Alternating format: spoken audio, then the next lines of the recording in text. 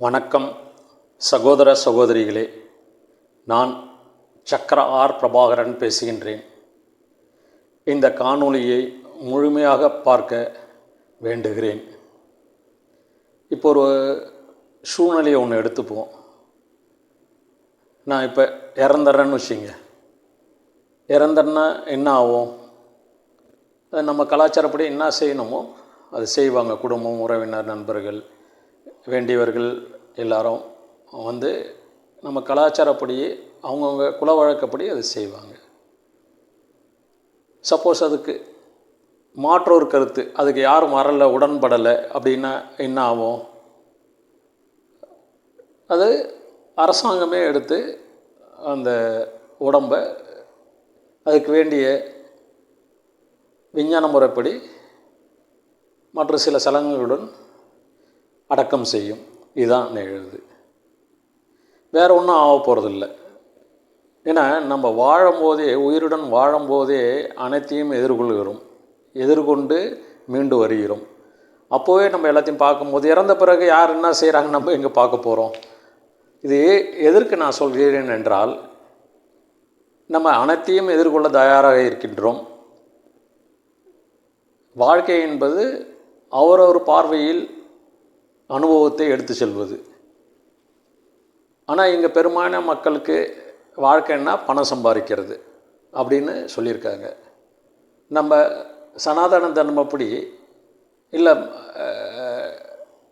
மகாதேவரோ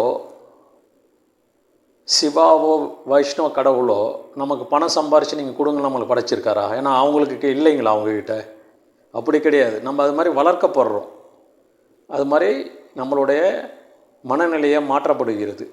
அதனால் நம்ம வாழ்வது என்றது நம்ம அனுபவத்தையும் நமது கர்மாவை தீர்ப்பதற்காக மட்டுமே தவிர, அதில் முக்கியமான பங்கு பணம் வகிக்கின்றது, அவ்வளோதான். ஆனால் பணமே சொத்தே அனைத்தும் கிடையாது.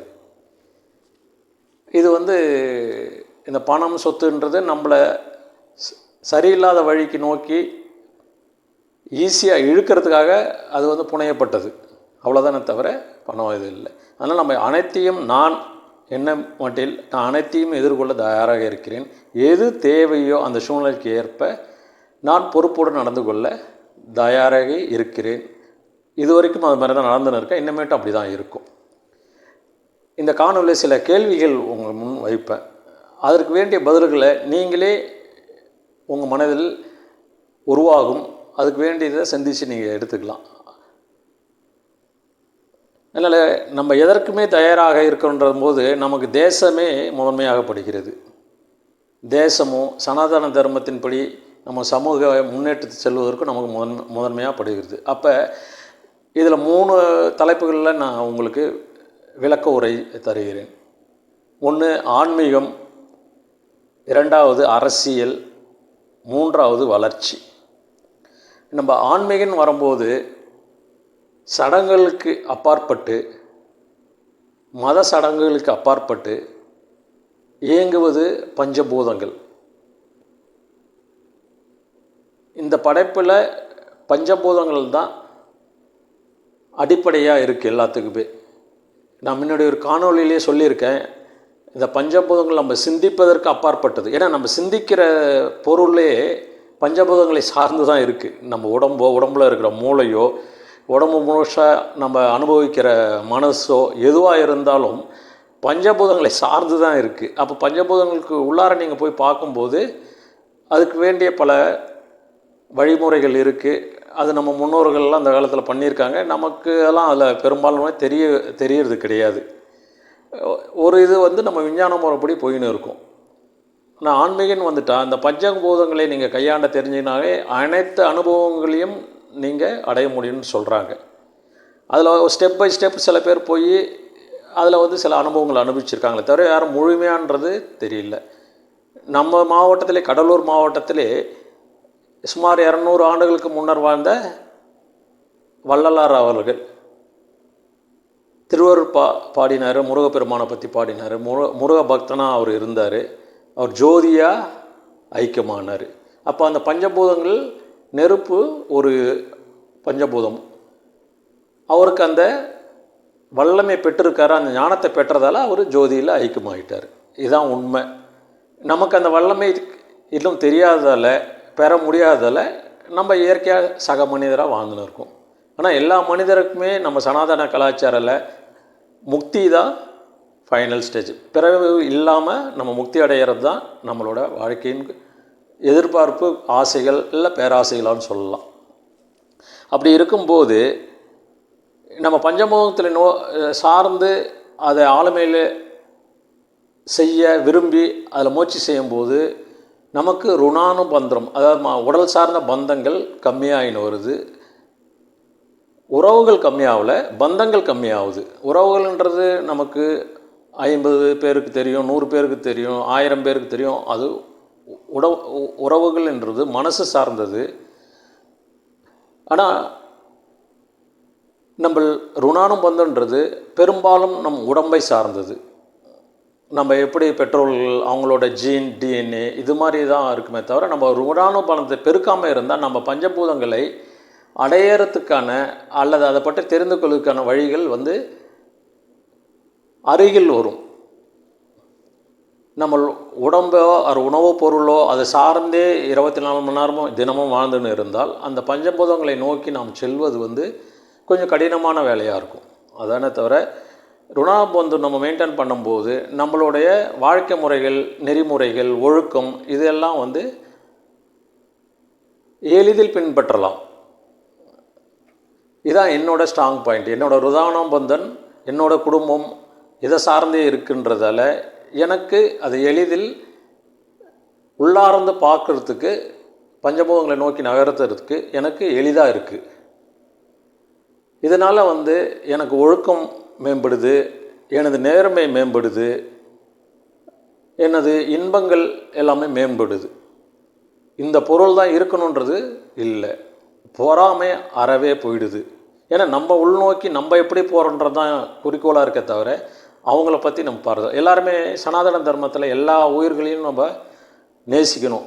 அன்பாக இருக்கும்போது பார்க்கும்போது நமக்கு ஆட்டோமேட்டிக்காக பொறாமை இல்லாமல் இருக்குங்க, குறைய ஆரம்பிக்கும், பிறகு இல்லாமல் இருக்கணும்.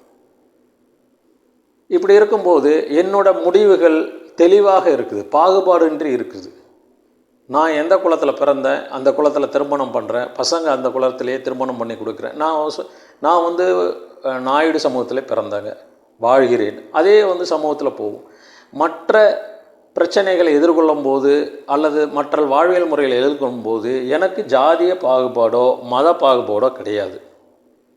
ஏன் நமக்கு அனைத்து மனிதரும் சமமாக சனாதன தர்மத்தில் கலவுவதால் அனைத்து மனிதர்களும் ஒரு உயிராக பார்ப்பதால், அனைத்து செடி கொடிகள் மிருகங்கள் எல்லாமே நம்ம ஒரு உயிராக பார்ப்பதால் நம்ம நேசிப்பு அதிகமாகின்றது. அப்படின்னு பார்க்கும்போது எனது முடிவுகள் எனது வாழ்க்கையிலே ஆகட்டும், எனது பொது வாழ்க்கையிலே ஆகட்டும் 100%, 98 to 100% நேர்மையாக இருக்குது, பேலன்ஸ்டாக இருக்குது. இவர் எனக்கு பணம் தராரு, அதான் நான் வாங்கிறது கிடையாது, அப்போ தரவும் முடியாது. வாங்காத போது அவர் எப்படி தர முடியும்? அப்போ என் முடிவெடுக்கும் திறன் நேர்மையான வழியில் இருக்குது. அவருக்கு இல்லை, வேறு இன்னொருத்தர் வேறு என் பொருள் மற்ற ஏதாச்சும் பொருளை கொடுத்து என்னை மயக்கலாமான்னா அதுக்கும் நான் உடன்படுறது கிடையாது. அப்படின்னு இருக்கும்போது எனக்கு அந்த முடிவும் நான் நேர்மையாக. அதனால் நம்ம எந்த முடிவும் அன்பயாஸ்டு டெசிஷன் மேக்கிங் தான் நம்ம இதில். அது ஒரு வல்லமைன்னு நினைக்கிறேன். அது எல்லாருக்கும் வராது, எனக்கு வல்லமை. நேர்மை, ஒழுக்கம், அன்பயாஸ் டெசிஷன் மேக்கிங் இதெல்லாம் என்னோடய ஸ்ட்ராங் பாயிண்ட்ஸ், என்னோடய வல்லமை. அதனால் நான் இந்த வாழ்க்கை முறையிலே வாழ்வதற்கு பழகி கொண்டேன். கடந்த 5 முதல் 10 ஆண்டுகள் நன்றாகவே பழகி கொண்டேன். இதுக்கு 50% என்னோடய முயற்சி, என்னோடய விடாமுயற்சி, என்னுடைய விருப்பம், என்னுடைய உழைப்பு இதெல்லாம் சொல்லலாம். மீதி 50% சமூகம் பல காலகட்டத்தில் ஒருத்தவங்களையும் ஒரு மாதிரி நடத்துது. அது வேண்டுமென்றே சில கதைகள் புனையப்பட்டு நடத்துது. அதெல்லாம் அதை எதிர்கொண்டு நம்ம நல்ல வழியில் போகணும். சமூகங்கள் நம்ம கூட அன்பாகவும் இருக்கும், இன்பங்களையும் தரும், எதிர்ப்பாகவும் இருக்கும், சோகத்தையும் தரும், பிரச்சனைகள் நிறையா உண்டாக்கும். இருந்த போதிலும் நமது குறிக்கோளை நோக்கி நமது நல்ல வழியில் நாம் சென்றால் நம் வெற்றியை இறுதியில் அடைவோம். அப்படின்னு பார்க்கும்போது என்னோடய முன்னேற்றத்துலேயும் என்னோடய வெற்றியிலையும் இந்த சமூகத்துக்கும் சம பங்கு உண்டு.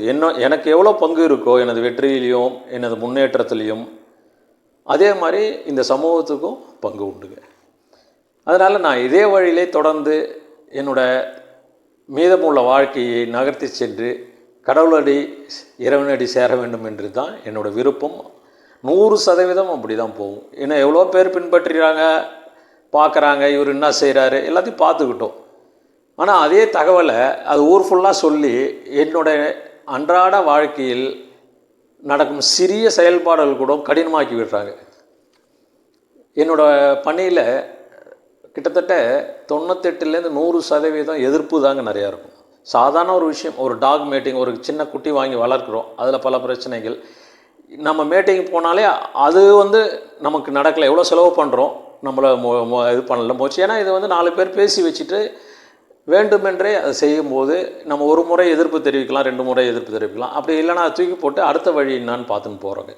அதனால் எனக்கு பலம் தான் கூடுதே தவிர அது அவங்க தொழில் தான் அவங்க நஷ்டப்படுத்திக்கிறாங்க. அந்த டாக்குமெண்டிங் அவன் 4 வருஷம் அதை இருக்கவே மாட்டாப்புல அந்த இடத்துல. ஏன்னா தொழில் தர்மம்னு ஒன்று இருக்குல்ல, இது மாதிரி இது உதாரணத்துக்கு தான் சொல்கிறேன். இது மாதிரி அனைத்து விதத்திலையும் நம்ம நிலம் வைக்க போனால் அதுக்கு எதிர்ப்பு, பக்கத்தில் இருக்கிறவர் ஈஸியாக செய்வார். நம்ம குவாரிக்காரங்கிட்ட நிலம் கொடுக்கணுன்னா பக்கத்தில் இருக்கிறவர் விற்றுட்டு அவர் ஈஸியாக போயிடுவார். நம்ம குவாரி அதே செய்யும் போது ஏங்க நம்ம கொடுத்த ஆகணுன்ற சூழ்நிலைகள் நம்ம தள்ளப்படுறோம், பக்கத்தில் மண் சரிஞ்சிருது. குடிக்கும் போது நமக்கு வேலை நடக்குது, பாதியிலே கிடக்குங்க. இப்போ எல்லாருக்கும் முடிஞ்சிருச்சு, அவங்கவுங்க குவாரி முடிச்சுட்டு போயிட்டாங்க. என்னது கொடுக்கப்பட்ட நிலம் என்ன பேசணுமோ அதில் எதுவும் பணமும் சேரலை, வேலையும் முடிக்கல, பாதியிலே கிடக்குங்க. இதுக்கு நம்ம அதை எப்படி எதிர்கொள்கிறதுன்னு தெரியும், அது யார் செய்கிறாங்கன்றதும் நம்ம புரிஞ்சுக்க முடியுது. அடுத்தடுத்த நடவடிக்கை நம்ம எடுக்கணும். ஒரு மிதமான வேகத்தில் போகுமே தவிர, ஏன்னா because Mahatma Gandhi told means is more important than result.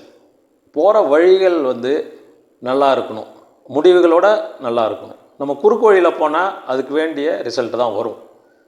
அதனால் நம்ம இந்த வழியில் போகணும் போது இட் நீட்ஸ் சம் டைம். அதனால் எதுவுமே நம்ம எதிர்கொள்ளாமல் இல்லை, எதிர்கொள்ளாமல் தோல்வியடைந்தெல்லாம் ஒன்றும் கிடையாது. அப்படியே ஒரு பிம்பம் அவங்க உருவாக்கிக்குவாங்க, அவங்கள கோழைகள் எல்லாம்.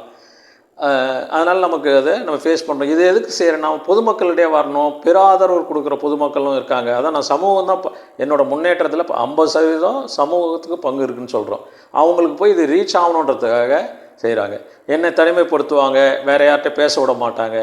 இதெல்லாம் செஞ்சு எதிர்கொண்டு தான் நான் வரேன். இது தெரியணுன்றதுக்காக தான் இந்த காணொளி. நமக்கு ஆன்மீக பாதையில் போகிறோன்றது, இப்போ ஆன்மீக பாதைன்றது தான் முடிவான வெற்றிக்கு வழி.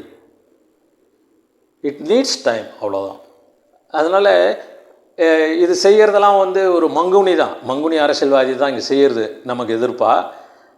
அதுக்கு மேலே நான் சொல்ல விரும்பலை. அவரும் அவர் குடும்பம் வாரிசுகள்லாம் அதுக்கு வேண்டிய பயன் அடைவாங்க. அந்த இடத்துக்கு மங்குனி வரலாம், அதில் எனக்கு சிரமமே வர போகிறதில்ல. பின்புலத்தில் இருந்து அவங்க இருக்கிற செல்வாக்கில் ஏதோ ஒரு செல்வாக்கு, சமூக செல்வாக்கோ இல்லை பண செல்வாக்கோ அப்படின்னு பயன்படுத்தி, எனக்கும் அவங்களுக்கும் சம்மந்தமே கிடையாதுங்க. இது என் மூதாதையர் இது, அதை நான் கொடுக்குறேன், இல்லை மேனேஜ் பண்ணுறேன், நிர்வாகம் பண்ணுறன்றது என்னோடய விருப்பம். இவங்க பக்கத்தில் புதுசாக இதில் நம்ம இது மாதிரி இருக்கிறோம், வாழ்வியல் முறையில் இருக்கிறோன்றதுக்காக இதெல்லாம் இந்த தொல்லெல்லாம் கொடுத்துன்னு இருக்காங்க. இது அவங்களுக்கு தான் அழிவை கொண்டு போய் நிற்குமே தவிர எனக்கு ஒன்றும் தடைகள் ஏற்படுத்தலாம், அவ்வளோதானே தவிர நாங்கள் திருப்பி அது நேரான நடையில் போயினே இருப்போம். சமீபத்தில் கூட சென்ற விஜயதசமி 2024 விஜயதசமி நம்ம சங்கத்தில் தான் ஆர்எஸ்எஸில் விஜயதசமி அன்னைக்கு படைப்பாங்க, கொடியேற்றுவாங்க, குரு பூஜை செய்வாங்க. அப்போ போன 2024 விஜயதசமி அன்னைக்கு சர்சங் சாலக் பாவத்ஜி பேசினார். நம்ம குடும்ப வாழ்க்கையை ஒழுக்கமாக வாழறவங்களுக்கெலாம் அதுவும் நம்ம கலாச்சாரத்தில் வந்தது தான், அதை நம்ம பின்பற்றணும் முடிஞ்ச அளவுக்கு அப்படின்ற மாதிரி தான் அவங்க பேசியிருக்காங்க. அதுக்கு வேண்டிய எங்களை மாதிரி என்ன மாதிரி இருக்கிறவங்களுக்கெலாம் அது மாதிரி பெரியவங்களோட ஆசீர்வாதங்கள் இருக்குது. அதனால் இது நல்ல வழியில் தான் நாங்கள் போயின்னு இருக்கோம், பிறருக்கு கெடுதல் கிடையாது. அப்போது நீங்கள் பொறாமையாலேயோ போட்டியாலேயோ இது நமக்கு செய்கிறீங்க கெடுதல். அதை நான் வெளிப்படுத்துகிறேன். நீங்கள் என்ன செய்கிறீங்க, அண்டர் கிரவுண்டே செஞ்சுன்னு இருந்தால் வெளில தெரியலாம், இப்படியே போயிடலாம்னு நினைக்கிறீங்க. அது என்னோடய வெளிப்படுத்தும் தன்மை. அப்பப்போ எப்போ தேவையோ வெளிப்படுத்துவேன். என்னோடய ஃபோனை ஒட்டு கேட்பது, மற்ற அது எல்லாருக்கும் பகிர்வது அந்த தகவலை எனக்கு வந்து ஆட்சேபனையே கிடையாது. Provided it should be a legitimate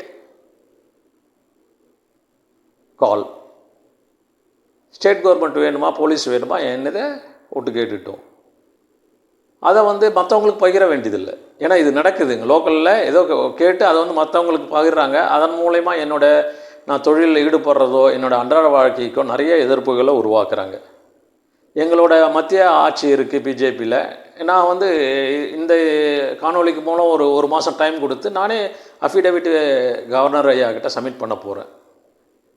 கவர்னர்கிட்ட Tamil Nadu ஆளுநர் அவர்கள் சப்மிட் பண்ணி என்னோடய ஃபோனை நீங்களே ஓட்டு கேட்டுங்க. மத்திய உள்துறை வந்து கேட்டுக்கிட்டோம். தேவைப்பட்டால் இன்ஃபர்மேஷன் இருந்தால் ஸ்டேட் கவர்மெண்ட் கொடுங்க. Because I don't believe in state government police at present DMK regime. 2 பேருமே கூட கேட்டுக்கிட்டோம். But why you are leaking the information to the public or to my enemies or to my hatreds. முன்னாடி காலஞ்சென்ற தொழிலதிபர் ஐயா ரத்தன் டாட்டாஜி அதான் கேட்டிருந்தாங்க. இன்கம் டேக்ஸ் ஒரு ஃபோனு கேட்டு வெளியில் ஆச்சு, லீக் ஆயிடுச்சு அவர் ஃபோனு. அப்போ அவர் அதான் சொன்னார், என்னோடய ஃபோனை ஒட்டுக்கு கேட்குறத நான் எதுவும் சொல்லவே இல்லை, விரும்பலை, கேட்டுங்க, அதையே லீக் பண்ணுறீங்க. அப்படி தான் எனக்கு வந்து நான் அஃபிடேவிட் கொடுக்க போகிறேன். சென்ட்ரல் கவர்மெண்ட் ஹோம் மினிஸ்டர் கீழே எங்கள் தலைவர் தெரியும் உங்களுக்கு, அவரை பற்றி நிறையவே தெரியும், அமித்ஷாஜிக்கு தலைமையில். அவங்களே ஒட்டுக்கு கேட்டுக்கிட்டோம்.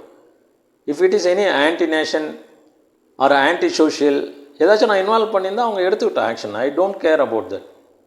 But why you are leaking the information to the public, particularly in Cuddalore. இது எல்லாத்தையும் நான் ஏன் சொல்கிறேன்னா, உங்களுக்கு நடந்தவையாக இருக்கட்டும், ஒரு வாய்ப்பு மாறிக்கிங்க, அவ்வளோதான். என்கிட்ட ஏதாச்சும் பிரச்சனை இருந்தது, அரசியல் ரீதியாக இருந்தால் அரசியல் ரீதியாக எதிர்கொள்ளுங்க, சமூக ரீதியாக இருந்தால் சமூக ரீதியாக எதிர்கொண்டுருங்க, தனிப்பட்ட முறையில் இருந்தால் என்கிட்ட பேசுங்க. இது வந்து நெக்ஸ்ட் 30 டேஸ்லேருந்து அடுத்த ஸ்டெப் பை ஸ்டெப்பாக நான் ஆரம்பிச்சிருவேன். இது தெளிவுபடுத்துறதுக்காக தான் இது ஒரு முக்கியமான காணொலி. இது என்னை பற்றியாக தெளிவுபடுத்துறது, எனது வழிமுறைகளும் சிந்தனைகளையும் தெளிவுபடுத்துறதுக்காக இதை சொன்னேங்க. எனக்கு தந்தையின் ஆசி மகன் என்ற முறையில் எப்பயும் இருக்குங்க. அதே மாதிரி என்ன தந்தை என்ற ஒரு பாசம் ஒரு 7/4 எல்லாருக்குமே இருக்கும். பிரச்சனைகள் அவங்க எதிர்கொள்ளும் போது, அது வயதானவர்களாக இருக்கும்போது நம்மளால் முடிஞ்சதை செய்யணும். ஏன்னா நம்ம அது மாதிரி வளர்க்கப்பட்டோம். என்னோட பாட்டனார் வந்து காலைல ஏஞ்சி அந்த மாடை தொட்டு தான் கும்பிடுவார். நம்ம அது மாதிரி பார்த்து வளர்ந்ததால் அவங்களுக்கு வீட்டுக்கு வீடு வாசப்படி தான், யாருக்கும் பிரச்சனை இல்லைன்னா சொல்லலை. என்னோடய பிரச்சனைலாம் சொன்னால் நிறைய பேர் தாங்கவே மாட்டீங்க.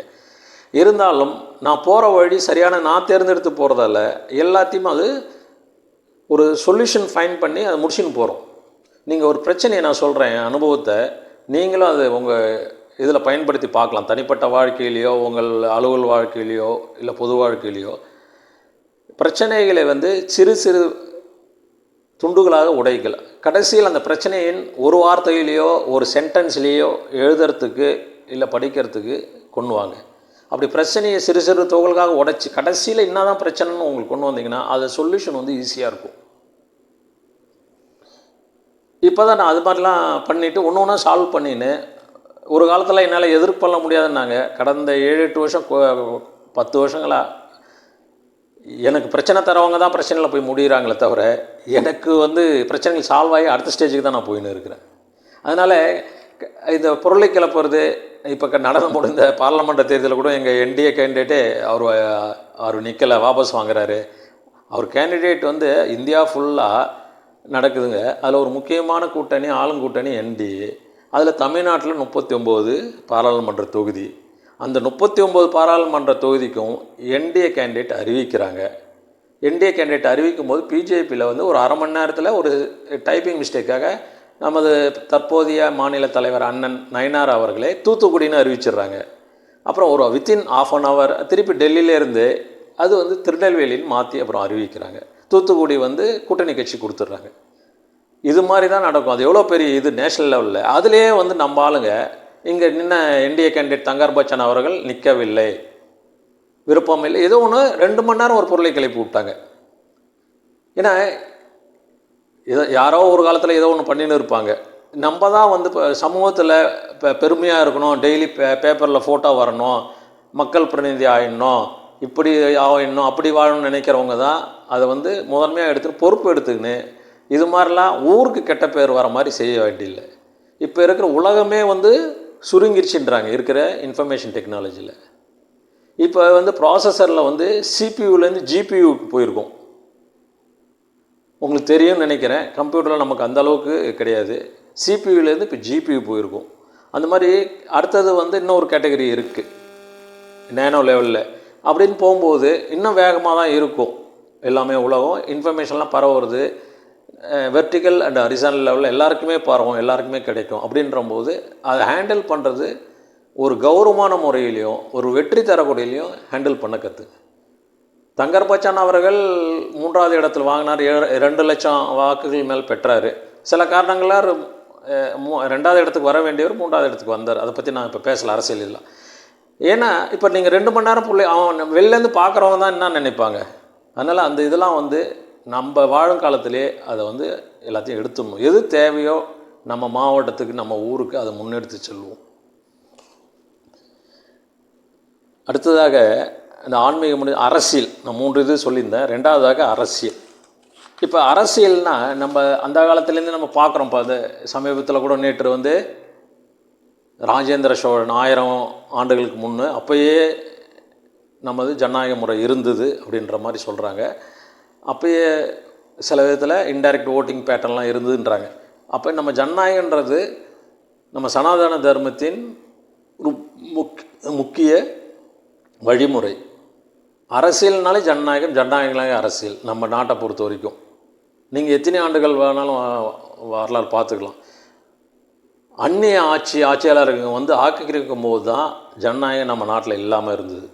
அது மேபி 200 வருஷமாக இருக்கலாம், இல்லை 1000 வருஷமாக, 200 + 800 1000 வருஷமாக இருக்கலாம். அதற்கு முன்னர் வாரிசு ஆட்சியாளர் இருந்தும் கூட ஜனநாயகங்களை நேதிகளை பின்பற்றினார்கள். இப்போ நம்ம நாடு ஜனநாயக நாடு. ஜனநாயகத்தில் முக்கியமானது என்னங்க? 3. ஒன்று சட்டமன்றம், லெஜிஸ்லேட்டிவ்னு சொல்கிறோம். அடுத்தது நிர்வாகம், எக்ஸிக்யூட்டிவ்னு ஆங்கிலத்தில் சொல்கிறோம். அடுத்தது நீதித்துறை, ஜுடிஷியரின்னு ஆங்கிலத்தில் சொல்கிறோம். இது போக நம்ம பத்திரிகை துறை தான் 4வது தூண்னு சொல்கிறோம். ஆனால் அரசியல் சட்டப்படி இந்த 3க்கு தான் நம்ம நாட்டை நடத்துறதுக்கு அதிகாரம் பெற்றுள்ளது. இந்த அரசியலமைப்பு சட்டம் யாருன்னா மக்கள் நியமித்த பிரதிநிதிகளால் இது வந்து அரசியலமைப்பு சட்டத்தில் நடைமுறைப்படுத்துகிறோம். தேவையான போது மாற்றம் கொண்டு வரணும். அப்போ மக்கள் தான், நம்ம இந்தியர்கள் தான் நமது பிரதிநிதிகள் மூலம் அரசியலமைப்பு சட்டத்தை பின்பற்றுகின்றோம். இப்போ லெஜிஸ்லேட்டிவ்னா அதில் எம்எல்ஏ, எம்பி, மினிஸ்ட்ரு இதெல்லாம் இருக்காங்க. அடுத்து எக்ஸிக்யூட்டிவ்னா ஐஏஎஸ் அதிகாரி, ஐஆர்எஸ் அதிகாரி, ஐஎஃப்எஸ் அதிகாரி, ஐபிஎஸ் அதிகாரி எல்லாமே இருக்காங்க. இதில் வந்து இந்திய லெவலில் கேபினட் செக்ரட்டரியில் ஆரம்பித்து கீழே இருக்க நம்ம வில்லேஜ் அட்மினிஸ்ட்ரேட்டிவ் ஆஃபீஸர் விஓ வரைக்கும் இருக்காங்க.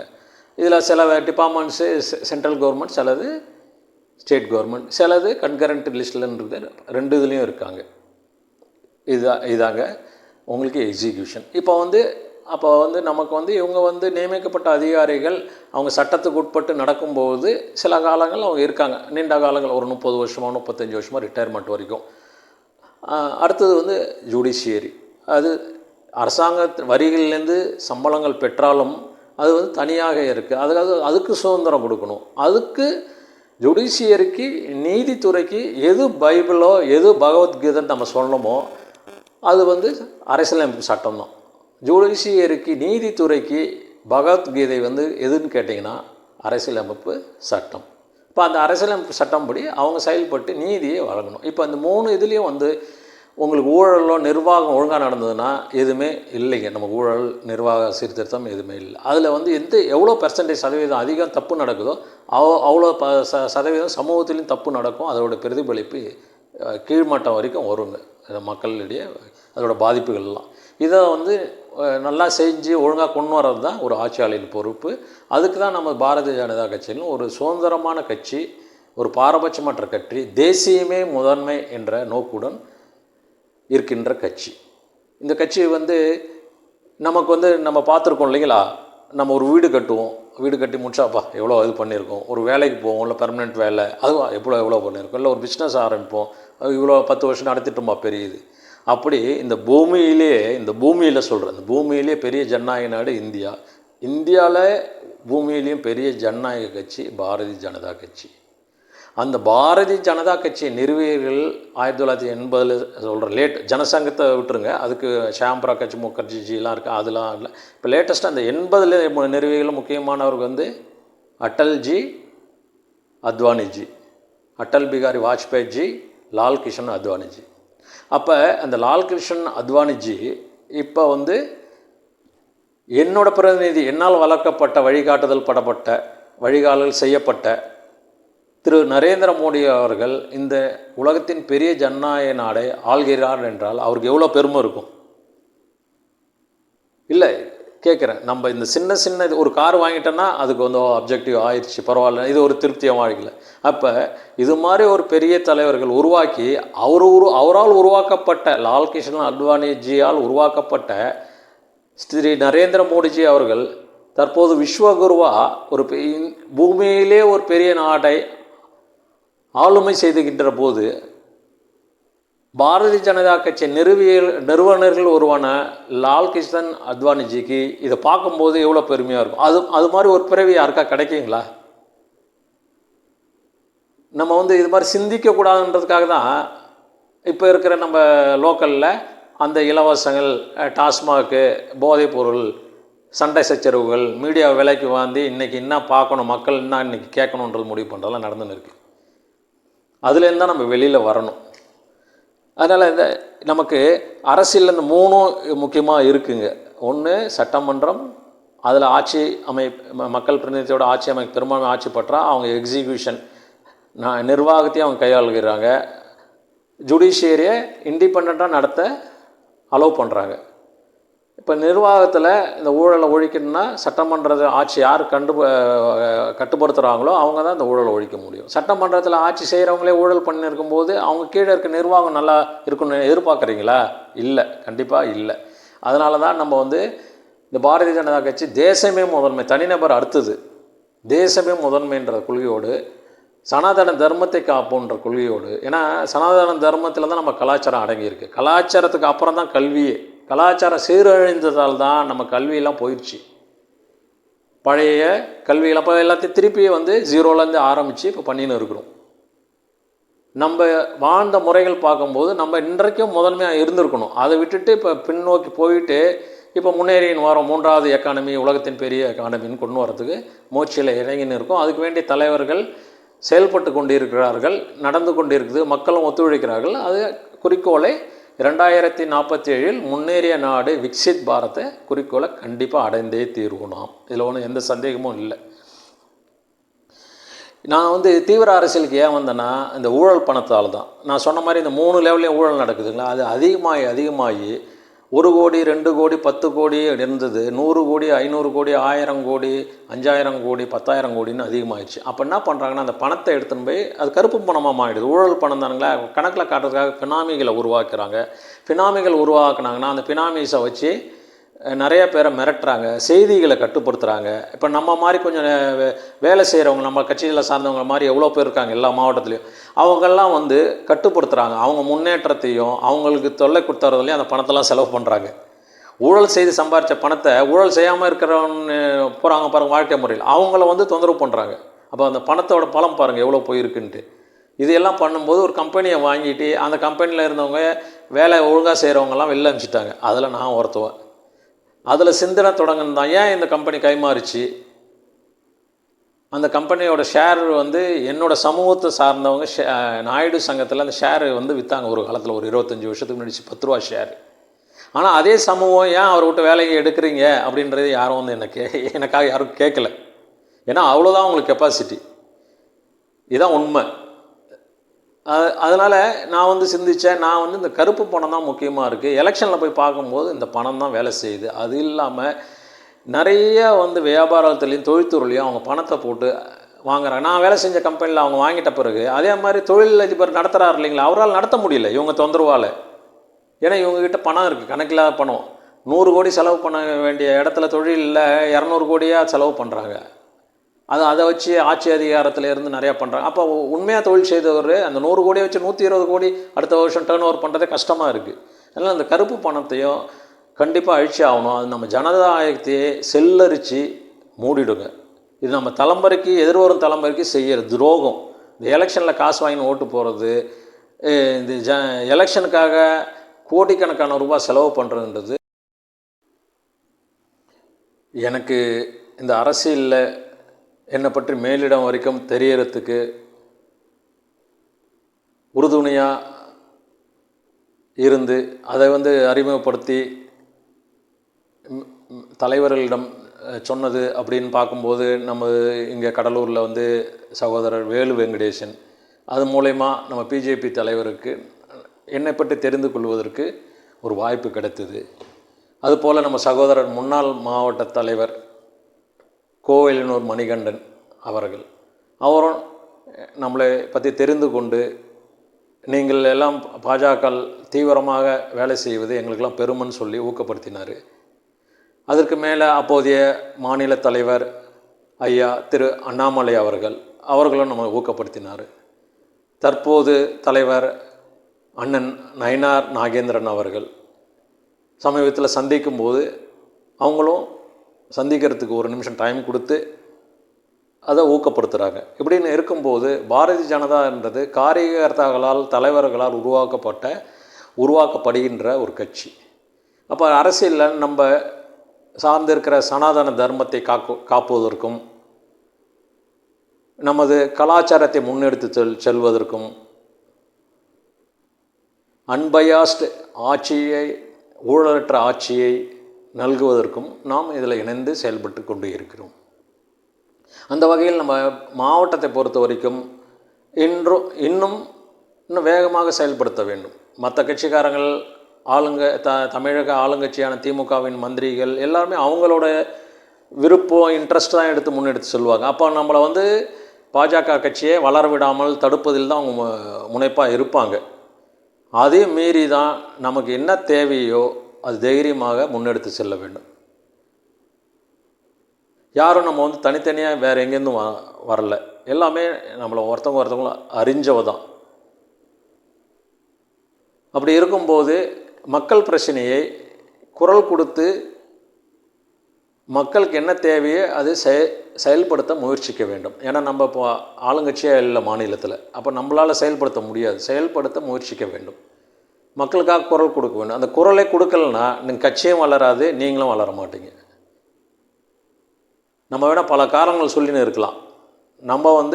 நம்ம தான் முயற்சி எடுத்து, மாவட்டத்தில் இருக்கவங்க தான் முயற்சி எடுத்து, பெருங்கோட்ட பொறுப்பாளர், மாநில தலைவர்கள்லாம் சொல்லி நம்ம தான் முயற்சி எடுக்கணும்.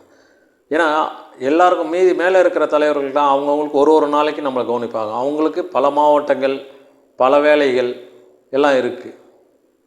இங்கே இருக்கிறவங்க தான் கட்சியை வளர்க்குறதுக்கு ஒற்றுமையாக முன்னெடுத்து செல்லணும். இது என்னோடய தாழ்மையான கருத்து. அந்த வேகம் இல்லைன்னா நமக்கு கட்சி வளராதுங்க. அந்த வேகமும் விவேகம் ரெண்டும் வேணும். அந்த விசுவாசம் இருந்தால் தான், கட்சி மேலே விசுவாசம் இருந்தால் தான் நம்ம கட்சி வளர்ப்பதில் முனைப்பாக இருப்போம். இல்லைன்னா இவங்களுக்கு பயந்துன்னு அவங்ககிட்டயா நம்ம எதிர்ப்பு காமிக்கணும், இப்படி பயந்துன்னு இப்படி தான் போயின்னு இருக்குமே தவிர, அது ஒரு நிர்வாக ரீதியான ஒரு பணியே இருக்குமே தவிர அரசியல் ரீதியாக தலைமை பண்பை உருவாக்கும் பணியாக இருக்காது. நீங்கள் தலைமை பண்பு உருவாக்கணும்னா உங்களுக்குள்ளாரே உங்களுக்கு கீழே இருக்க மக்களுக்கு, உங்கள் கூட இருக்கிற மக்களுக்கு, உங்களுக்கு மேலே இருக்கிற மக்களுக்கு என்ன தேவையோ அவங்களுக்கு அந்த தேவைகளை நோக்கி பயணம் செய்கிறதுக்கு நீங்கள் ஒரு வழிகாட்டுதலும் உறுதுணையாக இருந்தால் தான் நீங்கள் பல தலைவர்களை உருவாக்குவீங்க. அதற்கு நீங்கள் ஒரு தலைவராக உருவாகி இருப்பீங்க அவங்களுக்கெல்லாம். இதை விட்டுட்டு சும்மா நிர்வாகம் பண்ணின்னு இருந்தீங்கன்னா நம்ம தமிழ்நாட்டில் நடக்கிற நிர்வாகம் மாதிரி தான் மந்திரிகள். இப்போ அவங்க தலைமை பண்பே பெரும்பாலும் கிடையாது. தலைமை என்ன சொல்லுதோ அவங்களுக்கு விசுவாசம்னு நம்ம காட்டிக்கணும். இருக்காங்களா இல்லையோ அது வேறு பிரச்சனை. அவங்களுடைய தலைமைகளுக்கு, ஆளுங்கட்சி டிஎம்கே இருக்காங்கன்னா அவங்க தலைமைகளுக்கு அவங்க விசுவாசமாக காட்டிக்கணும்.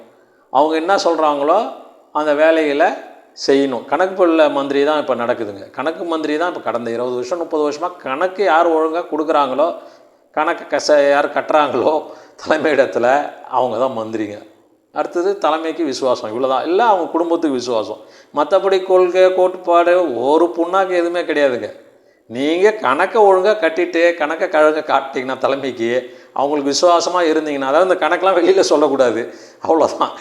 இது ஒரு பெரிய இதெல்லாம் கிடையாதுங்க. தலைமை பண்பு, கொள்கை, கோட்பாடு இதெல்லாம் வெளியில் சும்மா பேத்தின்னு இருக்குது. எனக்கு அந்த மொழி வேணும், இந்த மொழி பிரச்சனையே நீங்கள் பெருசாகினா கூட அடுத்த 10 ஆண்டுகளில் மொழி பிரச்சனையே இருக்க போகிறதில்ல.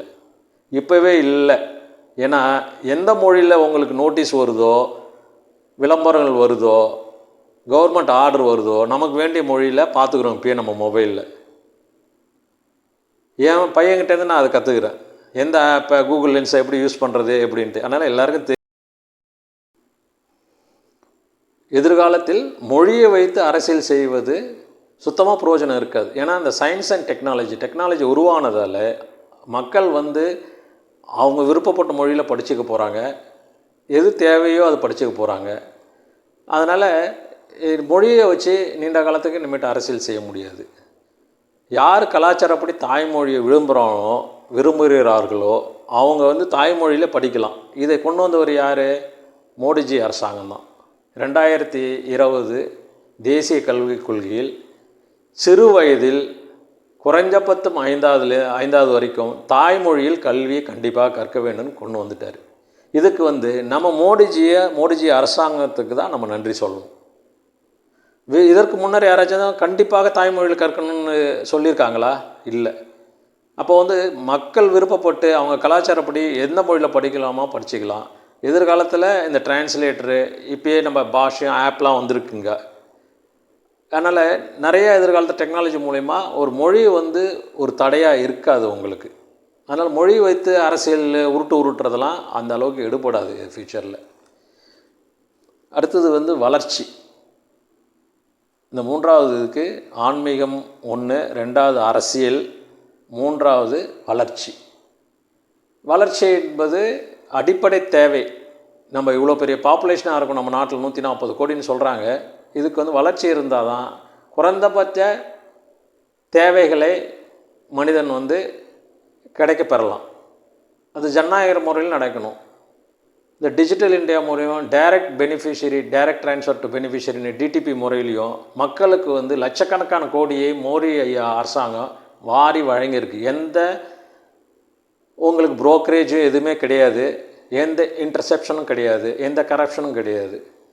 நீங்கள் அதுக்கு வேண்டிய டாக்குமெண்ட் பண்ணியிருந்தீங்க, ஆத்தரைஸ் பண்ணியிருந்தீங்க, எலிஜிபிளாக இருந்தீங்கன்னா அந்த பணம் உங்கள் அக்கௌண்ட்டில் நேராக இது பெரிய புரட்சி. இன் a short span of time we have reached crores of people, more than 10 crores of farmers. அது மாதிரி இருக்கும்போது இப்போ டெலிவரி ஈஸியாக இருக்குது. Only thing we have to good intention. நம்ம as a political leaders we should have a good intention to deliver the things, goods and services to the target people. அந்த intention இருந்தாலே we will get the via media, easy via media. That's very important. அப்படின்னு இருக்கும்போது இந்த டாஸ்மாக்னு ஒன்று தமிழ்நாட்டில் இருக்குது பாருங்கள். டாஸ்மாகை பற்றி உங்களுக்கு நிறைய தெரிஞ்சிருக்கும். சமீபத்தில் மார்ச் 20-25 நடந்த ரெய்டு அதெல்லாம் பற்றி பார்த்துருப்பீங்க. அதற்கு முன்னரே நான் அதை எடுத்து அவங்க டாஸ்மாகில் நிறைய முறைகேடுகள் இருக்குது, கவர்மெண்ட் ரூல்ஸ் படி நடக்கிறது கிடையாதுன்றது எனக்கு தெரிய வந்ததால் நான் அது பிராண்டடை அவங்க ஹைப் பண்ணி particular brands of Indian made foreign liquors, beer அது மாதிரி விற்கிறாங்க. மீதி பேருக்கு அது வாய்ப்பு கிடைக்கல. மீதி பீர் கம்பெனிக்கோ ஐஎம்எஃப் கம்பெனிக்கோ வாய்ப்பு கிடைக்கலன்னு காம்படிஷன் கமிஷன் ஆஃப் இந்தியாவில் ஒரு கேஸ் ஃபைலிங் பண்ணியிருந்தேன். அதுக்கு என்கொயரிலாம் பண்ணாங்க. ஒரு 7 to 8 months TASMAC to reply to the CCI. இது மாதிரி ட்ராக் பண்ணினே இருந்தாங்க டாஸ்மாக்கு. இன்னும் still they are dragging. But the enquiry has started. CCI has accepted my filing and it said that they have the prima facie case to proceed. இன்னும் என்கொயரியில் இருக்குது. But TASMAC is not cooperating to the fullest extent to the CCI. அதனால time track பண்ணுறாங்க. நிச்சயமாக நமக்கு அதில் வெற்றி கிடைக்கும். சிசிஐயில் இருக்கிற ஃபைலிங் அகேன்ஸ்ட் டாஸ்மாக் நமக்கு வெற்றி கிடைக்கும். அவங்க திருப்பி ட்ராக் பண்ணக்கூடாது முடிச்சுட்டு. ஏன்னா அப்புறம் ஹையர் இதுக்கு போவாங்க, கோர்ட்டுக்கு போவாங்க அது ஸ்டே வாங்கிறதுக்கு. எதுக்கு போனாலும் அந்த பணம் திருப்பி கவர்மெண்ட்டுக்கே தான் வரணும். அந்த ஃப்ளோரிஷிங் பீப்புள் இல்லெஜிட்டிமேட்டாக ஃப்ளோரிஷ் பண்ணுற பீப்புள் அவங்க ஃப்ளோரிஷ் ஆகக்கூடாது. we have to control them. we have to bring back that correct money to the mainstream of the government. அப்படின்ற மாதிரி தான் இது முயற்சி பண்ணுறோம். இது வந்து ஒரு புதிய முயற்சி, எனக்கு விருப்பமான முயற்சி. இதை பின்பற்றி இன்னும் நிறைய பேர் வந்திருக்காங்க. இப்போ டான்ஜெட்கோட அகெயின்ஸ்ட்டு ஒருத்தர் கேஸ் ஃபைல் பண்ணியிருக்கார் போல் இருக்குது சிசிஐயில். நான் பத்திரிகையில் பார்த்து தெரிஞ்சுக்கினேன். இதனால் எனக்கு சில நிறைய மறைமுக எதிர்ப்பு, இதனால் சில வந்து என்ன ஹனி ட்ராப்லாம் வச்சு பணம் வாங்குவோனா, அது பண்ணுவோனான்ட்டு எதுக்கும் நான் ஒத்துழையாதால் இன்னும் நிறைய எதிர்ப்புகள் நம்ம இது பண்ணுறோம். அப்போ வந்து யார் ஊழல் செஞ்சவங்க தான் நம்மளை எதிர்ப்பாங்க, மறைமுகமாக நமக்கு பிரச்சனைகள் கொடுப்பாங்க. அதை வந்து நம்ம ஐடென்டிஃபை பண்ணிக்கிறோம், அவங்கள ப்ரொசீட் பண்ணுறோம். இன்னும் நிறையா வந்து கேசஸ் இருக்குது. மத்திய அரசாங்கம் வந்து அவங்களோட ஆர்கனைசேஷன் ஏஜென்சியை வந்து சுதந்திரமாக இயங்க அனுமதிக்கிறதால இது இன்னும் கொஞ்சம் வேகம் பெறுன்றது நினைக்கிறோம். ஏன்னா பொதுமக்களுக்கு இது தெரியணும், அதுக்காக நான் இதை தெரியப்படுத்துகிறேன்.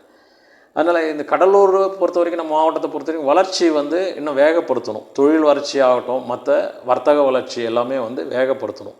அப்போ நம்ம கடலூர் பழைய தென்னார்காடு மாவட்டம் வந்து இப்போ வந்து 3 மாவட்டம் 4 மாவட்டமாக இருக்குது. கடலூர் மாவட்டம், விழுப்புரம் மாவட்டம், கள்ளக்குறிச்சி மாவட்டம் அப்படின்னு பிரிஞ்சு இருக்குது. இங்கே வந்து நிறைய பேர் எல்லாம் பாண்டிச்சேரியை நோக்கி அதுக்குன்னு ஒரு இன்ட்ரெஸ்ட் குரூப். நம்ம 3 மாவட்டத்தில் இருக்கிற பெரும்பாலும் அதிகாரிகள், மத்திய அரசு வங்கி அதிகாரிகள், இவங்க எல்லாமே வாழறது பார்த்தா பாண்டிச்சேரியில் தான் இருக்காங்க. அது ஒரு தப்பான உதாரணம். ஏன்னா அவங்க ஸ்டேஷனில் தான் அவங்க இருக்கணும், ஒர்க்கிங் ஸ்டேஷனில் தான் அவங்க இருக்கணும், அதான் ரூல்ஸு. சரி 1-2 முடியலனா பரவாயில்ல அப்படின்னு இருக்காங்கன்னு வச்சுக்கணும். இங்கே பெரும்பாலும் அப்படி தான் இருக்காங்க. நீங்கள் கெஸ்ட் ஆஃபீஸில் பார்த்தீங்கன்னா nearly about 25% of the offices in state and central government and allied companies or institution எல்லாத்தையும் பார்த்தீங்கன்னா 25% nearly they are staying and they are constructed their house in Pondicherry and residing in Pondicherry, but they are working in some other district. இதெல்லாம் வந்து நம்ம பொருளாதாரத்தை வந்து முன்னேறாமல் தடுக்கிறது, நம்ம மாவட்டத்து பொருளாதாரத்தை முன்னேறாமல் தடுக்கிறது தான். இதெல்லாம் மாறணும். அட்லீஸ்ட் அடுத்த வருஷமாச்சும் அங்கே வாழறவங்க வந்து அவங்க எங்கே பணி செய்கிறாங்களோ அந்த மாவட்டத்தில் அவங்களுக்கு எது இருக்கோ, எந்த இடம் பிடிச்சிருக்கோ அந்த மாவட்டத்தில் வாழணுங்க. இது வந்து மாறணும். இல்லைனா இது சம்மந்தமாக அடுத்தது முன்னெடுத்து செல்வோம். இந்த டாஸ்மாக் மாதிரி இதை முன்னெடுத்து சொல்லுவோம். ஏன்னா வந்து மாவட்டத்தோட முன்னேற்றத்துக்கு அது ஒரு தடைக்கற்களாக இருக்குது. மாவட்ட வளர்ச்சிக்கு, தொழில் வளர்ச்சிக்கு நிறைய இன்னும் பண்ண வேண்டியது இருக்குது. விடுபட்டு போன ப்ராஜெக்ட்லாம் இருக்குது. அது மேலெடுத்த எங்கள் தலைவர்கள்ட்டெலாம், மாநில தலைவர்கள்லாம் எடுத்துகிட்டு போய் கொடுத்து அதெல்லாம் வர வைக்க வேணும். ஏன்னா ஆயில் சுத்திகரிப்பு நிலைமை இங்கே வர மாதிரி இருந்தது. 12 வருஷமாக ஆயிடுச்சு, இது வரைக்கும் வரவே இல்லை, எல்லாமே நின்றுச்சு. அதற்கு ஆல்டர்னேட்டிவாக என்ன பண்ணுறது, அதுக்கெலாம் ஒரு ஐடியா இருக்குது. ப்ராசஸில் எல்லாமே அதுக்கு வேண்டிய ப்ராஜெக்ட்லாம் ரெடி பண்ணின்னு இருக்கிறோம். அது மேலிடத்துலையும் சிலதெல்லாம் பேச்சுவார்த்தை நடந்ததுன்னு முன்னாடி சொன்னாங்க. அதனால் நம்ம தலைவர் மூலிமா, நயினார் அலுவலர் மூலிமா அதெல்லாம் எடுத்துன்னு போயிட்டு மத்திய அரசாங்கிட்ட கொடுத்து அதை துரியப்படுத்துறதுக்கு அது நடவடிக்கை இருக்கணும். இது மாதிரி மாவட்டத்தையும் இது மாதிரி முன்னேற்றத்துக்காக தான் என்னோடய அரசியல் சமூக பணி இருக்கும். எனக்கு எந்த தேவையும் கிடையாதுங்க. இதே ஒரு எனக்கு பெருமை தான். என்னோடய வாழ்க்கை முறையில் என்னோடய வருமானத்தை இடையூறு இல்லாமல் வேலையை விட்டு நிற்கிறது, நான் நிலம் விற்க போனால் அது தடுக்கிறது, இங்கே போனால் அது விற்க, நான் பிஸ்னஸ் பண்ணால் அது தடுக்கிறது, இதெல்லாம் வந்து எனக்கு அதிகமாக தொந்தரவு இல்லாமல் இருந்தாலே எனக்கு வேண்டிய ஜீவனை நான் பார்த்துப்பேன் கண்டிப்பாக. அதனால் இதுக்கு வந்து என்னோடய ஆதரவாளர்கள்லாம் என்னோடய பிரச்சனையை புரிஞ்சு கொண்டு இதுக்கு வந்து முழு ஒத்துழைப்பு தரணும்னு நான் கேட்குறேன். இதில் என்டிஏ அலையன்ஸ் இப்போ வந்திருக்கு. அதில் அதிமுக அவங்க நல்லா தான் பண்ணுறாங்க. தலைவர், முக்கியமான தலைவர், நமது தலைவர் அமித்ஷாஜி சொன்னது போல் எடப்பாடியார் அவர்களின் தலைமையில் அல்லது முதலமைச்சர் எடப்பாடி தான் எதிர்கால முதலமைச்சர் ஆட்சியில் வென்றால் என்று என்டிஏ ஆட்சியில் வெல்லும்போது எடப்பாடியார் அவர்கள் தமிழக முதலமைச்சர்னு சொல்லியிருக்காரு. அதை நாங்கள் வரவேற்கணும். தலைமை என்ன உத்தரவோ அதை செயல்படுத்துறது தான் நம்ம காரியகர்த்தாவோட வேலை. அதான் முழு மூச்சு வேலை. அப்படி தான் நம்ம இந்தியாவை முன்னேற்ற முடியும். தலைமை என்ன சொல்லுதோ அது விசுவாசமாக இருக்கணும். அதுக்கு நம்ம அந்த மனநிலையில் வாழ கற்றுக்கணும். அந்த விசுவாசம் நம்மளால் முடிஞ்சதை செயல்படுத்தலாம். எல்லாராலையும் செயல்படுத்துறது ஒரே லெவலில் இருக்க முடியாது. ஆனால் அதுக்காக நம்ம நடிச்சுக்கணும் இருக்க முடியாது, எதிர்மறையாகவும் செய்ய முடியாது. அதனால் அது ரெண்டுத்தையும் விட்டுட்டு நம்மளால் முடிச்சதை என்ன செய்யணும் போது வேகம் எடுத்து நம்மளே நிறைய செய்வோம் எதிர்பார்த்தோட. அதனால் நம்ம காரியகர்த்தோட இது அந்த சென்னையில் ஒரு மர்டர் ஒன்று, பொலிட்டிக்கல் மர்டர் இது ஒன்று நடந்தது. ஒரு பேர் இந்த பிஎஸ்பி ஆம்ஸ்ட்ராங்னு நினைக்கிறாங்க சகோதரர். அவருக்கு மேடலில் ஒருத்தர் திருவேங்கடன்றவரை அவர் அப்ரூவாக மாறின பிறகு என்கவுண்டர் பண்ணுறாங்க போலீஸு.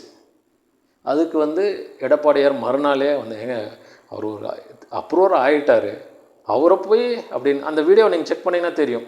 எனக்கு அப்போ அவர் மேலே பரவாயில்ல, இவர் கொஞ்சம் மனிதாபம் இருக்குது, மனிதாபினம் இருக்குது. அந்த மனிதாபினம் இல்லாமல் ஒரு முதல்வரோ ஒரு பொது வாழ்க்கையில் இருக்கிறது தேவையே இல்லை. அப்போயே நினச்சேன் சரி ஏதோ ஒரு இது இருக்குன்னு. அதை அப்போ எங்கள் தலைவர் வந்து இவரை சூஸ் பண்ணியிருக்கிறது சரிதான்றது இன்றைய காலகட்டத்தில் இன்றைக்கி இருக்கிற சூழ்நிலையில். ஏன்னா எதிர்காலத்தில் நம்ம வந்து இன்னும் சில ஆண்டுகளுக்கு பிறகு நம்ம முழுமை பெற்று பிஜேபி ஆட்சி அமைக்க முடியும் தமிழகத்தில். இல்லை கூட்டணி ஆட்சி அது மாதிரி இது பண்ணுறோம். இப்போ இது மாதிரி தேவைன்னும் போது காலத்தின் கட்டாயம் தேவைம்போது சொல்லும்போது சரி அவர் ஒரு மனிதாபம்னா இருக்கும்போது தான் முதலமைச்சராக உட்கார வச்சா மனிதாபப்படி ஆட்சி செய்வாங்க. இதை நான் அப்போயே கவனித்தேன். அதனால் என்டிஏலும்போது ஏடிஎம்கேவுக்கும் பிஜேபிக்கும் நிறைய ஒற்றுமை இருக்குது. அது all India Anna Dravida Munnetra Kazhagam. All இண்டியானாலே நம்ம தேசியம் தான் அப்போ வந்து நேச்சுரலாக அவங்க வந்துடுறாங்க. நேச்சுரல் அலையன்ஸ் தான். இது மாதிரி குடும்ப ஆட்சி அங்கே கிடையாது. பிஜேபி அளவில் இல்லைன்னா கூட அங்கே அதிமுகவிலையும் தனி மனிதர் தலைவராக முடியும். எடப்பாடியாரே அது மாதிரி ஆனவர் தான். அவங்கள அம்மா உருவாக்குனாங்க. அது மாதிரி அங்கே நிறைய ஆப்ஷன் இருக்குது. இந்த தலைவர்கள்லாம் அவங்கள மாற்றுவாங்க. நம்ம இதில் வந்து நம்ம கட்சி மாதிரி இந்தியாவில் யாருமே கிடையாது. ரொம்ப ஜனநாயகம், எல்லாருக்குமே வாய்ப்பு. அந்த அளவு இல்லைனாலும் நம்ம சார்ந்து இருக்காங்க, நம்மளை மாதிரி பாதியாச்சும் இருக்காங்க. அந்த அளவில் அவங்களும் நேச்சுரல் அலையன்ஸ். இந்த 2 காலமே அவங்க நேச்சுரல் அலையன்ஸு. 3வது முக்கிய காரணம் அவங்க வந்து இந்த சமூகம், ரிலிஜியன், மத சங்கடங்களில் இந்துக்கு எதிர்ப்பாலாம் அவங்க நடக்கிறது இல்லை. எந்த அளவுக்கு ஒத்துழைக்கிறாங்கன்றது அடுத்த பிரச்சனை. ஆனால் எதிர்ப்பாக இல்லை. இந்த 2-3 காரணத்துக்கும் என்டிஏல ADMK natural alliance, natural partner of BJP. அதுக்கப்புறம் நம்ம மனிதர்கள் வெறுப்பு மற்ற கொள்கை அதெல்லாம் வேறு. இது நேச்சுரலாக வந்துடுதுங்க. என்டிஏனால இந்த கொள்கையில் இருக்கும்போது அவங்களுக்கும் தேசியம் முக்கியம்னு வருது. மதத்தை எதிர்ப்பு தெரிவிக்கிறதுல இந்து மதத்துக்கு. 3வது ஒரு மனிதாபம். அவங்களுக்கும் பல மற்ற லெவலில் தலைவர்களை உருவாக்குறாங்க. நம்மளை மாதிரி குடும்ப ஆட்சி அங்கே கிடையாது. ஓகேங்களா? அப்போ வந்து நேச்சுரல் பாடு. அதனால் நம்ம அதை ஆதரிக்கணும், நம்ம செயல்படுத்தணும். நம்ம தலைவர்கள் நல்ல முடிவு எடுத்திருக்காங்க. தலைவர் என்ன சொல்கிறாங்களோ அந்த உத்தரவுக்கு நம்ம செயல்பட வேண்டியது தான். அவ்வளோதான். வேறு என்ன இருக்க போகுதுங்க? இதில் நான் நிறையா கேள்வி கேட்டேன் உங்களுக்கு. அப்போ உங்கள் மனசில் ஏதாச்சும் பட்டிருக்கும் ஆன்சர். அதான் அவங்களோட தனித்தன்மையை காமிக்குங்க. நான் முக்கியமாக நான் இந்த இதில் வந்து உங்களுக்கு என்ன தரேன், நான் ஒன்று தரேன், என்னோடய ஆன்மீக ரீதியாக உங்களுக்கு தரேன். அது எல்லாருக்குமே இது வந்து. ஆனால் இதுக்கு வந்து நன்றி கடன் பட வேண்டியது கடலூர் மாவட்ட பிஜேபி கட்சி சார்ந்தவர்களுக்கு தான் நீங்கள் நன்றி சொல்லணும். இது வந்து எல்லாருக்குமே சமர்ப்பணம். நான் ஒன்றையும் தரல. கடலூர் மாவட்ட ரெவன்யூ மாவட்டத்தில் இருக்கிற அனைத்து பிஜேபி காரியகர்த்தாலும் பொதுமக்களுக்கும் எல்லாருக்குமே தராங்க. திமுக காரங்க திகாரங்க கூட இதை பின்பற்றலாம். அதில் ஒன்றும் தப்பு கிடையாது. எல்லாருமே நம்ம இந்தியர்கள் தான். இந்த சாந்தா காலம்னு சொல்கிறோம் இல்லைங்களா, நமக்கு வந்து ஒரு நாளைக்கு வந்து 4 முறை வரும். அதாவது காலையில் எடுத்திங்கன்னா அந்த 5:40 5 மணி 40 நிமிஷத்துலேருந்து 6 மணி 20 நிமிஷம் வரைக்கும் ஒரு 40 நிமிஷம் சாந்தா காலம் வரும். அது மாதிரி மத்தியானம் இருக்கும். ஒரு 6 மணி நேரத்துக்கும் தினமும் 4 முறை வருங்க. நீங்கள் இப்படி வாழ்ந்தால் தான் வாழ்க்கை, உங்களுக்கு ஆயுசு நிறையா இருக்கும் அப்படி இப்படிலாம் சமுதாயத்தில் நான் என்னோடய தனி இதிலே நான் பார்த்துருக்கேன். அப்படிலாம் ஒன்றும் கிடையாதுங்க. என்னோடய அனுபவத்தை நான் பகிர்றேன். சாந்தா காலங்களில் நீங்கள் தொடர்ந்து விழிப்புணர்வாக இல்லை வீழ்ச்சின்னு இருந்தாலே போதும். விழிப்புணர்வுன்னா அனிச்சையாக செயல் செய்யாமல் எல்லாத்தையுமே சிந்தித்து முழு ஈடுபாட்டணும் செய்கிறது விழிப்புணர்வு. எனக்கு தெரிந்த விளக்கத்தை நான் சொல்கிறேன். இல்லைன்னா விழிப்பாக இருக்கிறது. விழிப்பான தூங்காமல் இருக்கிறது. நீங்கள் ஒரு நாளைக்கு இந்த 4 சாந்தா வேலையிலையும் சாந்தா கால வேலையிலையும் தூங்காமல் இருந்ததுனாலே உங்களுடைய பிராணாயம் ஆயுசெலாம் குறையிறதுக்கு வாய்ப்பு இல்லை. ஆயுசு உங்கள் உடல்நிலையை பொறுத்து முன்னேற்றத்துக்கு வாய்ப்பு இருக்குது. உடல்நிலையை பொறுத்து இது வந்து கேட்குறதுக்கு ஈஸியாக இருக்கும். ஆனால் செயல்படுத்தும் போது அதோட சிரமத்தை நீங்கள் தாண்டி தான் வரணும். செய்ய முடியாதுன்னு சொல்ல, அந்த சிரமத்தை தாண்டி தான் நீங்கள் வரணும். ஒரு நாளைக்கு 4 முறை செய்யணும். நீங்கள் 4 முறையும் அந்த டைமில் முழிச்சின்னு இருக்கணும். விழிப்புணர்வாக இருக்கிறது அடுத்தது முழிச்சின்னு இருக்கணும். அப்போ வந்து அந்த டைம் நைட்லேயும் இருக்குங்க. சில பேர்லாம் அதுதான் 12:30க்கு படுப்பாங்க, எனக்கு தெரியும், படுத்துருக்காங்க அது மாதிரின்னு. அதனால் அந்த 4 முறை முழிச்சின்னு இருக்கீங்க. டெய்லி செஞ்சு பாருங்கள், முயற்சி பண்ணி பாருங்கள். நீங்கள் தொடர்ந்து ஒரு 27 நாள் செஞ்சீங்கன்னு வச்சுங்க. 27 நாள் 27 days வித்தவுட் எனி பிரேக் செஞ்சிங்கன்னா it will come to 108 times. தொடர்ந்து 27 நாட்கள் செய்யும்போது 108 முறை அதை நீங்கள் செஞ்ச மாதிரி இருக்கும். அந்த 108 முறை தாண்டும் போதே உங்களுக்கு நல்ல ஸ்டெபிளைஸ் ஆகிடும். அதுக்கப்புறம் நீங்கள் எவ்வளோ நாள் வேணாலும் செய்யலாம், தொடர்ந்தும் செய்யலாம், விடுபட்டும் செய்யலாம். ஆனால் ஒரு முறையாச்சும் தொடர்ந்து அந்த 108 முறை செய்கிறதுக்கு முயற்சி பண்ணுங்கள், செய்யுங்க. Maybe it takes 6 months, 1 year, 2 year or 3 year also. நீங்கள் செய்வீங்க, 13 நாள் செய்வீங்க, 14 நாள் செய்ய முடியாமல் சூழ்நிலை இருக்கலாம், இல்லை உங்களுக்கு உடல்நிலை சரி அது மாதிரி இல்லாமல் இருக்கலாம். ஒரு 27 நாள் தொடர்ந்து செஞ்சு முடிச்சுட்டு அதுக்கப்புறம் உங்களுக்கு தொடர்ந்து செய்யுங்க. முடியலனா எப்பப்போ முடியுதோ செய்யுங்க. இது உங்கள் ஆயுசை உங்கள் உடல்நிலையை பொறுத்து அபிவிருத்தி செய்யும். நீங்கள் உடல்நிலையை எப்படி மெயின்டைன் பண்ணுறது இருக்குது இல்லைங்களா, அது அடிப்படை. அதை பொறுத்து உங்களுக்கு அபிவிருத்தி செய்யும்.